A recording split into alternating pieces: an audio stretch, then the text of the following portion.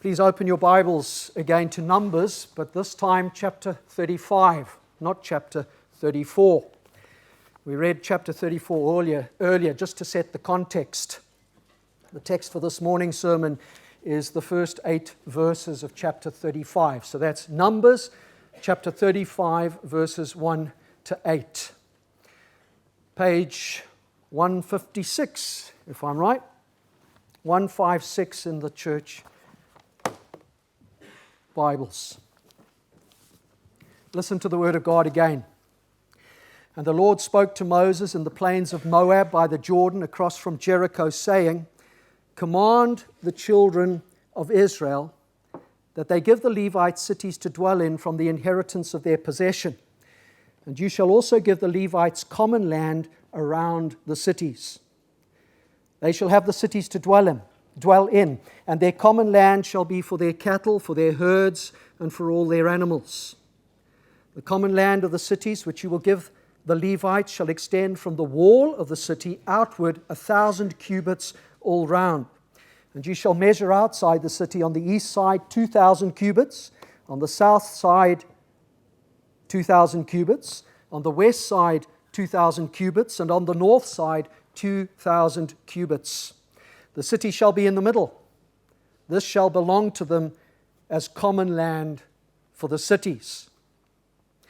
Now among the cities which you will give the Levites, you shall appoint 6 cities of refuge, to which a manslayer may flee. Sorry, I'm thinking about the ESV. I think it's got killer there, has it? ESV? Manslayer, that the killer, or he who kills someone. Sorry, let me start again. Now among the cities which you will give the Levites, you shall appoint 6 cities of refuge to which a manslayer may flee. There's the danger of trying to think while you're reading. And to these you shall add 42 cities. So all the cities you will give to the Levites shall be 48. These you shall give with their common land.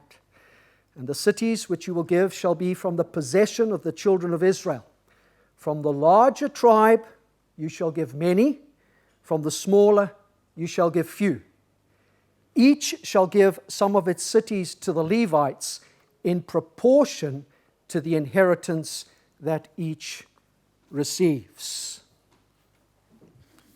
Cities. In the late 1970s, I and many of my friends would have been besotted with an electronic pop song called pop music. It's going to date some people here.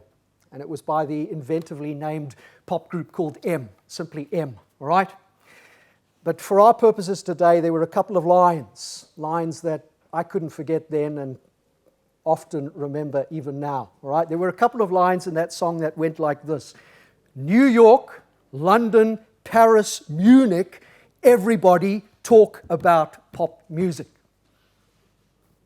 London, Paris, Munich, New York. Now, I grew up in the backwaters of Zimbabwe. I'm not insulting, I hope, the Skiltons. All right? The backwaters of Zimbabwe. And I was dazzled by that brief list of cities. Just 4 of them. But they spoke of important places, exotic places, places that were far away, places where things happened, where news was made. In my envy, they were places where other people lived. What thoughts do those cities trigger in your minds? Now, perhaps asking about London isn't fair because it's home, isn't it? I guess for most of us. But what about New York? What thoughts does the mention of New York conjure up? Does it conjure up lights? Perhaps massive, intimidating? Lest we speak to Asian brothers and sisters who can talk about cities much bigger than New York in the East. What about Paris? Glamour? Dignified boulevards? I'm a town planner. Dignified boulevards. What about militarily neat jardins? Those trees with the crew cuts. Munich, German efficiency, neatness. I've never been there, so maybe I'm revealing some ignorance. At least that's what Munich would have inspired in this young teenager. Now, I only ask those questions to get you thinking about the cities described in Numbers 35. They're cities too. They're probably cities that haven't even registered on your radar, or perhaps just briefly. But I'm going to suggest to you today, and I hope you'll be persuaded by the end of it, that they are cities that are worth thinking about. They are cities that are worth knowing about. And it's precisely because of this. They are cities of grace. The cities we read of in Numbers 35, verses 1 to 8, are cities of grace. And they're cities of grace in at least two ways. Firstly, they are cities of grace in simply being Levitical cities. Secondly, they are cities of grace in also being cities of refuge. Now, we're only going to deal with the first this morning.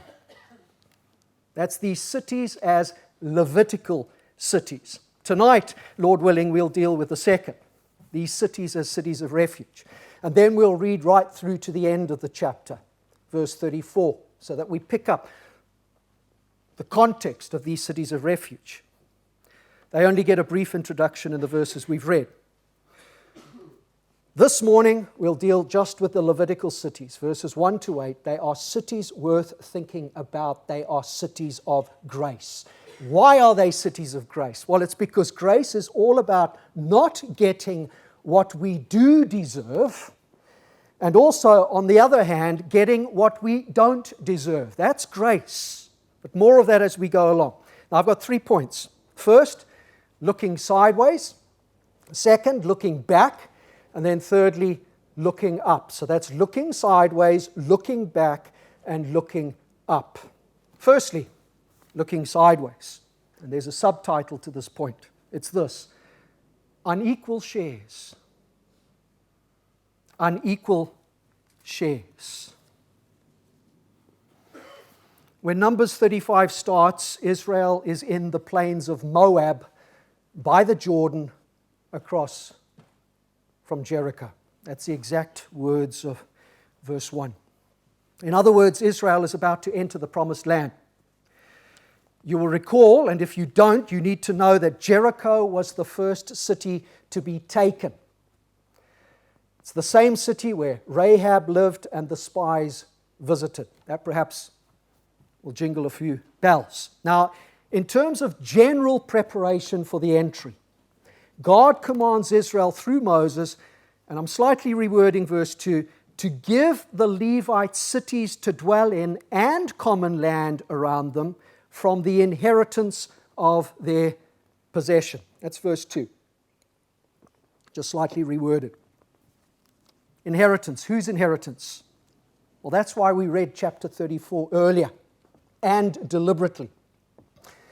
Chapter 34 deals with the allocation or division of the land by tribe and by lot. And all the tribes of Israel are mentioned getting an inheritance except the tribe of Levi. Maybe you didn't notice that, but you do know it now. Every tribe is mentioned getting an inheritance except the tribe of Levi. You have to wait to chapter 35 to see them mentioned. They're at the back of the queue,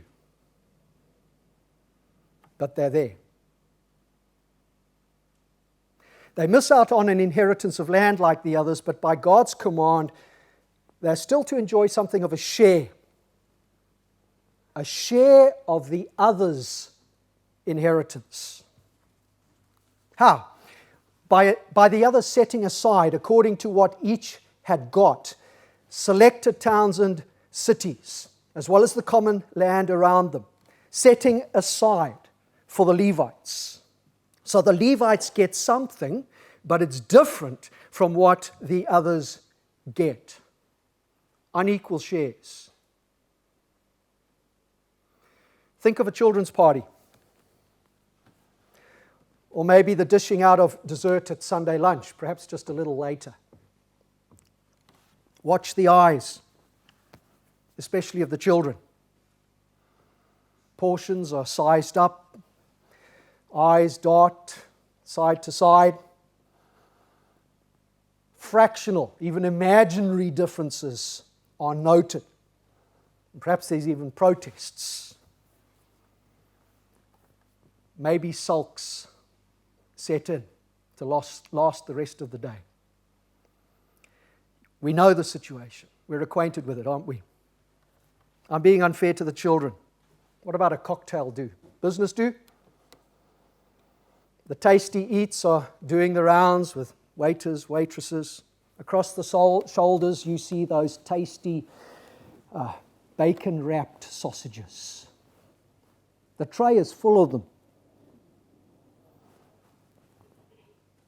But everybody else has noticed those tasty bacon-wrapped sausages, because when the tray gets to you, there are none left.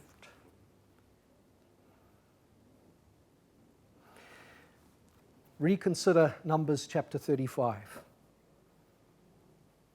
Particularly given chapter 34. First, in chapter 34, the Levites are omitted from the general allocation of land.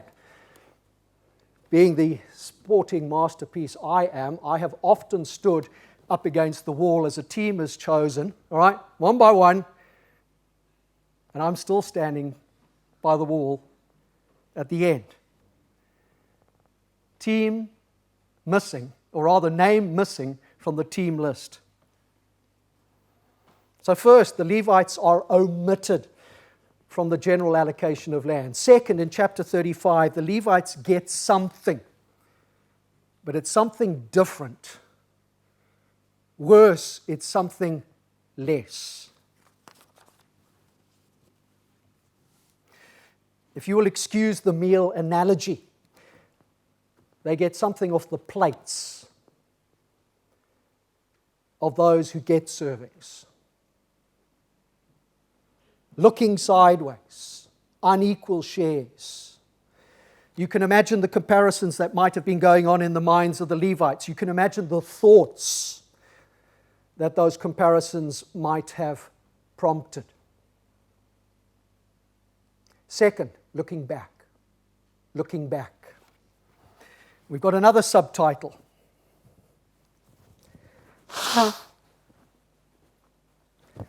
Under the second point, the subtitle is Knowing Ourselves and Our History is a Jolly Good Thing.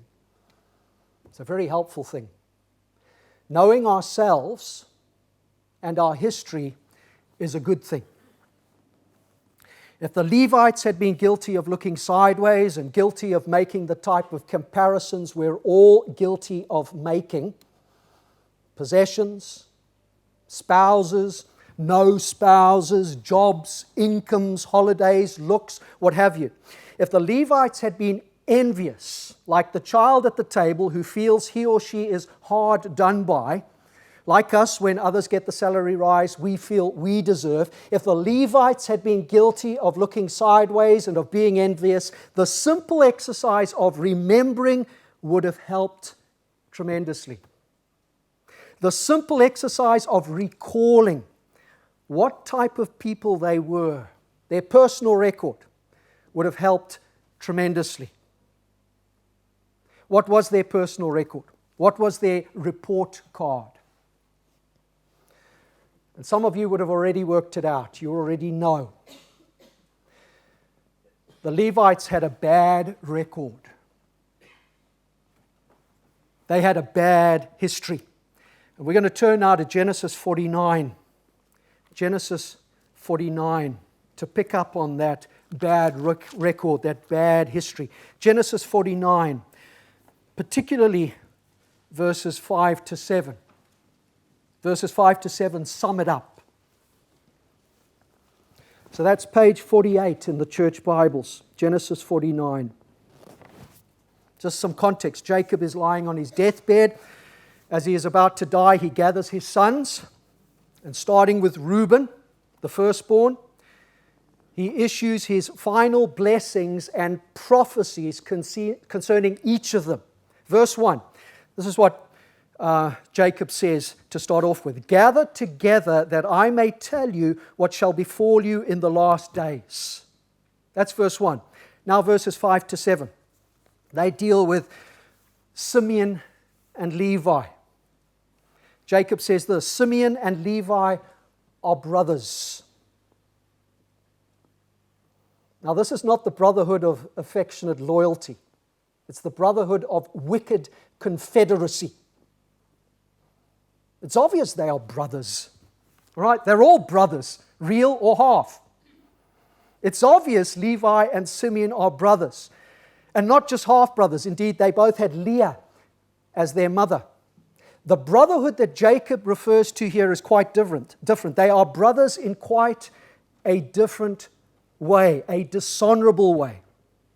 Listen to his words. Instruments of cruelty are in their dwelling place. Notice the present tense. Instruments of cruelty are in their dwelling place. Let not my soul enter their council, says Jacob. Let not my honor be united to their assembly. Clearly, Jacob is censoring. He's distancing himself from them. He continues, for in their anger they slew a man, and in their self-will they hamstrung an ox. Cursed be their anger, for it is fierce, and their wrath, for it is cruel. I will divide them in Jacob and scatter them in Israel. So what is Jacob referring to?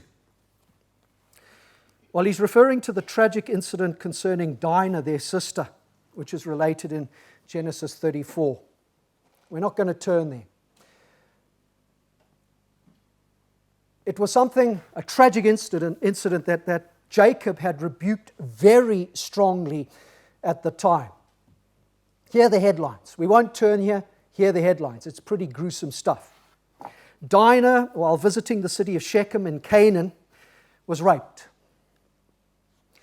And Simeon and Levi, in misplaced loyalty, well, they hatch a plan to get revenge on the Shechemites.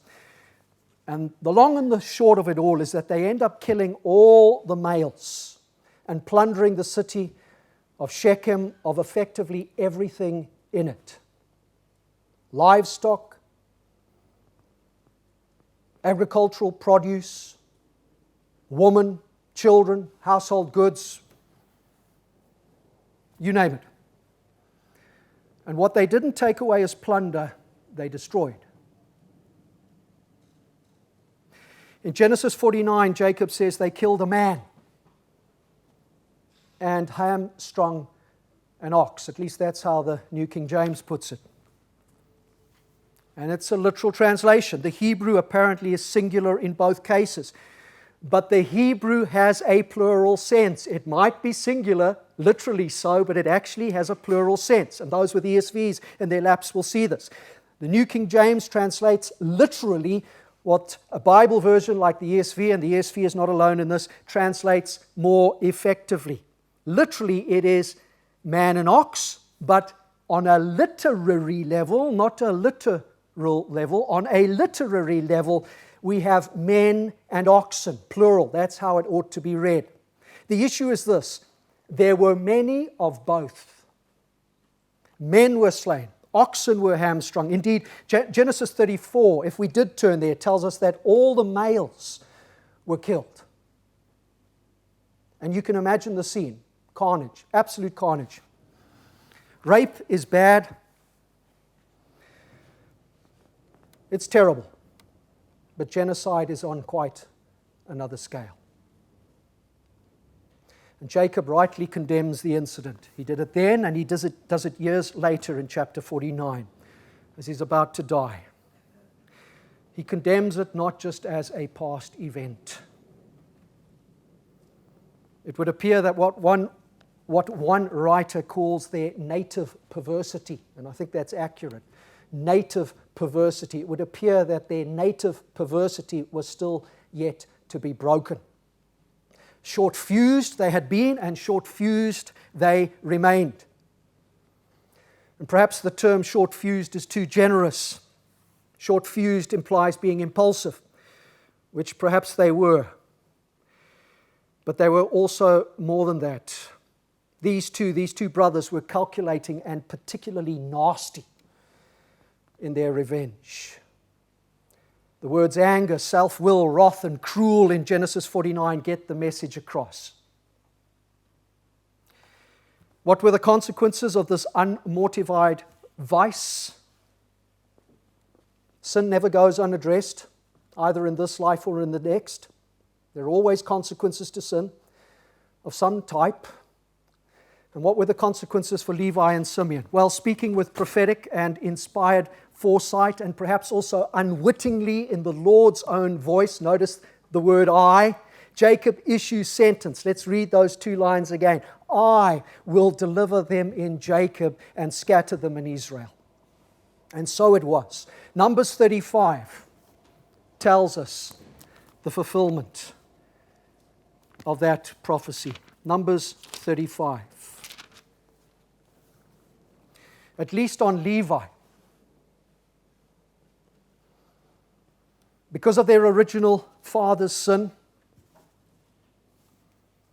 the Levites and the Simeonites forfeited blessings that the rest of Israel enjoyed. Those who had banded together to hurt others were separated, divided and scattered in Israel as punishment. Now Simeon, who's actually mentioned in chapter 34, you may recall that, Simeon initially received an inheritance of land. We see that in chapter 34, but then almost wholly vanished as a distinct tribe before it could come to possess that land. And it was mostly absorbed into Judah. But that's another story for another time. So the prophecy is fulfilled with Simeon as well. Our focus is on the Levites, and the outcome for them is different to Simeon or the sons of Simeon.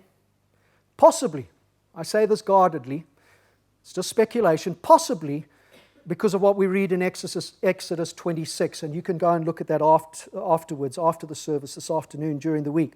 Possibly because of what we read of in Exodus 26 in connection with the golden calf, where of all the tribes of Israel, it is the Levites alone who take their stand alongside Moses to address the matter of gross idolatry.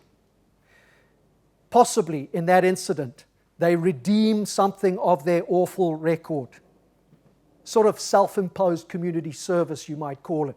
It might also, and that's why I say it guardedly, it might also have been because they're just a bit trigger happy and also overzealous.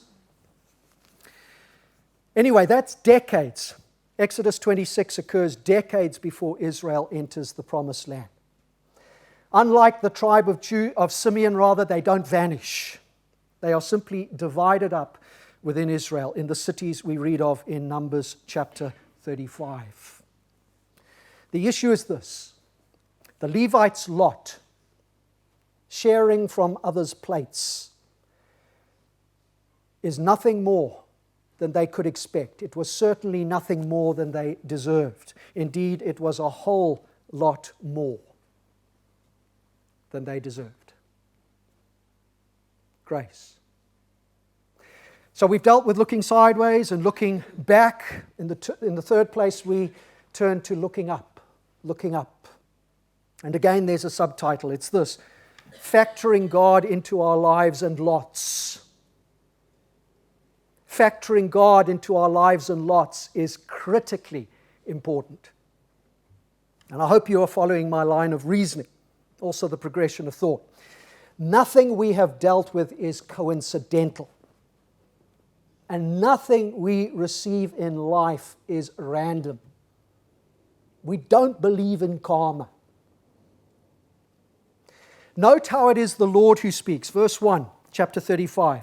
And the Lord spoke to Moses, saying, command the children of Israel. It was the Lord who was also speaking in chapter 34, verse 1, verse 16. I won't read them out. And then just to drive the point home, verse 29 at the end of chapter 34, which we will read later this evening. It reiterates the Lord's initiative in all of this. In Genesis 49, Jacob is really speaking for the Lord when he uses the word I. He's speaking as a prophet. Now, obviously, the Lord is behind everything. Providence, that's everything that happens from the greatest to the least. Providence is God's doing. But sometimes the Lord signs things off, and He does that quite deliberately so that we cannot mistake the fact that it's His work and His choice. The land each tribe received was His doing. The cities and the common land that the Levites received is His doing. Right down to the amount, and it is exactly written down. Both the process followed, chapter 34, and the quantity of land each tribe got was prescribed and determined by the Lord. And the book of Numbers alerts us to certain aspects, other passages in the scriptures to other aspects. The issue is this: the allocation is all carefully worked out. It's not random. See how specific the Lord is concerning what the Levites are to get. The exact dimensions are given. The exact dimensions are given. And if you think the lot of chapter 34 introduces a measure of randomness into the equation, I want you to banish the thought. The divinely determined inevitability of what each tribe received in chapter 34 wasn't threatened at all. In fact, it makes it all the more divine. Proverbs 16, verse 33, the lot is cast into the lap, but its every decision is from the Lord. What the lot did on the human level was to take the allocation wholly and totally out of men's hands, thereby precluding interference and corruption and everything else that fallen men can be guilty of. Proverbs again, this time chapter 18 and verse 18. Casting lots causes contentions to cease and keeps the mighty apart. Now, some no doubt will have noted that the allocation for the Levites was not determined by lot. Rather, each tribe was to give according to its inheritance. Why the difference? Some more speculation here. Take this home for free. I guess getting or receiving is one thing, giving is quite another. While there's something liberating in not being in control of what we receive, there's something definitely ennobling and challenging in being in control of our giving. It's as it were, the Lord says to us, here's a challenge. What will you give for me? And it's not an unrealistic challenge, because He expects no more than we can give out of what we've actually received. And that's in the passage too. Each tribe was to give according to what it had received. And that principle carries through to the New Testament. But we're straying into the area of giving and generosity. It's not foreign to our passage. No doubt it could be used in a sermon on giving. It's not foreign to our passage, but it isn't what I really want to deal with this morning. To repeat myself, the issue is this: nothing of what we have considered is coincidental. Nothing is random. The Lord's hand is in it all. Looking up to see and acknowledge that hand, to consciously appreciate that hand, is the first thing we need to do to properly understand the passage. Indeed, any passage of Scripture, for that matter. I always get it wrong. It's either Dale Ralph Davis or Ralph Dale Davis. I'm not sure. But he makes this point often in his sermons. He says, you know what? This book actually isn't primarily about you. It's first about God. Many a person's problems with Scripture stem from not factoring God in. Richard Dawkins' problem. To keep to our theme, looking up is something we should always be doing in life. very certainly alongside looking sideways and looking back and looking in for that matter. I don't have the courage to look in without my hand in the hand of Jesus Christ. It is too terrifying a scene. When we look at life, when we look at history, when we look in, and we also look up, we save ourselves from a lot of trouble. Why? Because looking at things and life generally without God is fatal.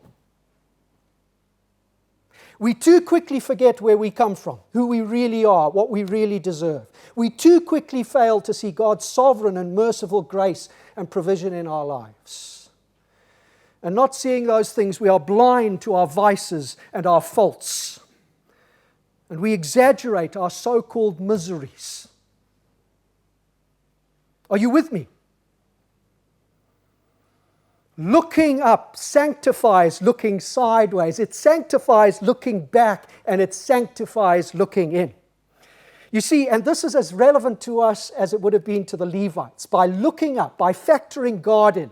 That sounds very patronizing, but you know that's not my purpose.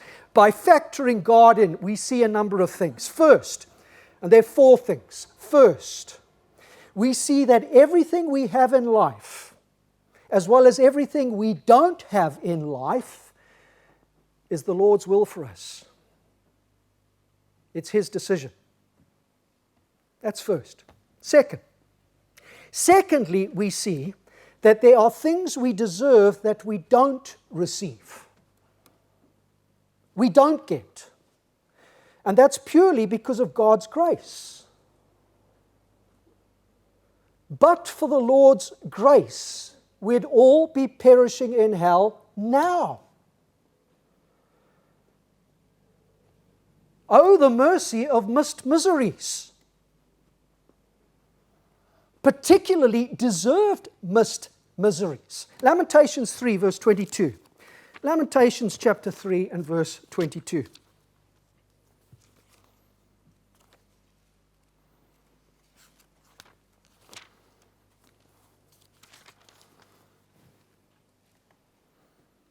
Just the first, actually a couple of verses. Verses 22 and 23. Lamentations 3, verses 22 and 23. And Lamentations, this is about bad times. This is about bad times. But when you factor God in to bad times, this is what you see.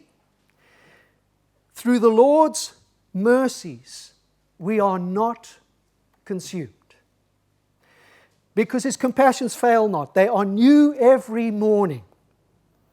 Great is your faithfulness.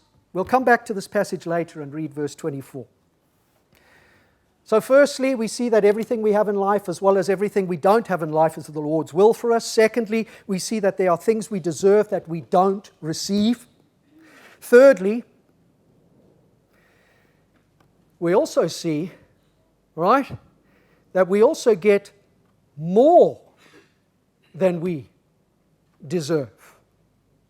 A lot more than we deserve. And there's grace again. And grace loves to give. Paul's words, where sin abounds, grace abounds all the more. It's not my ignorance of Eastern religions, yin and yang. There's no equals here. Grace, as God is infinite. There isn't a comparison between grace and sin, because actually sin is a created reality. It's a reality of creation. Maybe I shouldn't have said a created reality, all right? Because then that maybe taints God. He didn't create sin. Sin is part and parcel of creation, which is finite. Grace is originally found in God, who is infinite, and that's why grace necessarily abounds where there is sin. Now it's interesting, just on this point, it's interesting to note that the Levites received 48 cities with their common land. That's 48 full portions, full plates full. The number isn't random. It's 4 times the number of tribes. We can see that. It's as though the Lord is saying, you're not just going to get one portion from each other tribe, but I'm going to get them to give your portion too, and fourfold. It's also interesting, and isn't the Lord maybe saying something to the Levites here? It's interesting that if there's a south, a west, a north, and an east in the land parceled out to Israel as a whole in chapter 34, there's a south, west, north, and east to the Levites' shares in chapter 35 as well. They're going to get little countries, little provinces with their own boundaries, sufficient, ample portions. There's a fourth thing. Not only is everything we receive in life from the Lord, not only does that everything exclude things we really deserve, not only does that everything involve more than we deserve, but fourthly, everything we have in life is wisely and graciously configured for our and others' good. And that's both in terms of what it includes and also what it excludes. Let me explain. And this is just fodder for further thought. Our good, our good. Not having everything we want is good for the soul. Especially given our wayward, worldly hearts. Some of us have less, much less than others, to make sure we make the Lord our portion. To have more could be dangerous for our souls. And I don't want you to think just of possessions, household goods, holidays. Some of us aren't given positions of power and influence, particularly in the world. We're not given the great talents that usually go with position and influence for our own good. So that what happens to many with talent and influence doesn't happen to us. Many of the gaps we feel and ache over in our lives are actually blessings. Concerning the Levites, Leupold, a commentator, he puts it this way. I've already echoed his words, but I rephrased them to make them my own. He says this: they who had banded together to their own hurt were dispersed for their own good. After they were scattered, their native bent for hatching out evil plots died out. And that was good for others. Jolly good for others. What was good for the Levites was good for everyone. And that leads us to the matter of others' good. Not just our good, but others' good. Not having what everyone else seems to have often puts us in a position to be a blessing to others. And Brother Kanna. Sri Lankans are a rebuke to us in our materialism. Those who have not show us what true spirituality can be. Tell them that. Joni Erickson, quadriplegic. Great blessing to many, many people. Yes, the Levites were divided in Israel as a form of punishment, but not without God blessing it for their and others' good. Just a thought to trace. God scattered the Levites across Israel to be his special representatives, teachers in Israel, servants in his house. Yes, the Levites were to make God their special portion by having less of this world's things. But in doing that, they helped Israel in its totality as a whole to make much more of the Lord. And here's curse and loss turned into blessing, both for the Levites and Israel as a whole. Again, many of the gaps we feel and ache over in our lives are actually blessings both to us and to others. Last 100 meters. We've covered a lot of ground. This is my last page. You'll be pleased. Just a couple of closing questions. You are wise. I know you can apply it. In fact, you probably already have. Are you, as you survey your inheritance in life, your lot in life, whether that be land or real estate, household goods, job, income, holidays, talents, health, contacts, friends, intimates, whatever. Are you very aware, even consumed by what's missing in your eyes? I don't need to remind anyone that one doesn't have to be at the bottom of the pile to suffer envy. You just need to see someone who's got more than you in some area of life. Someone who's got just more of what we want. There's the first question. The second question, further, are you so aware of what's missing in your eyes that you're not actually noticing what you've got? It's in the very nature of discontent. It's in its nature to exaggerate what's missing and to ignore what one has. Worse, you're missing what isn't there but could be or even ought to be there. And I won't elaborate. You know what I'm talking about. The things we really deserve but don't get. Well, in the light of those questions, remember at least this.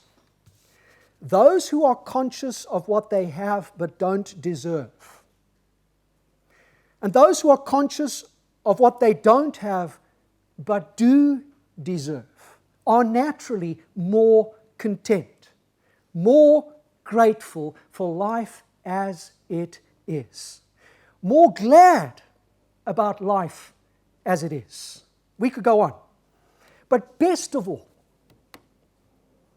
those type of people are not just content and grateful. They appreciate the Lord more. They love the Lord more. And here we turn back to Lamentations 3, verses 22 to 23.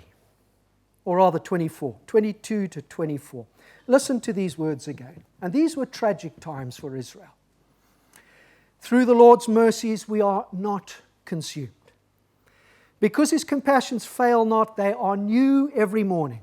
Great is your faithfulness. Notice verse 24.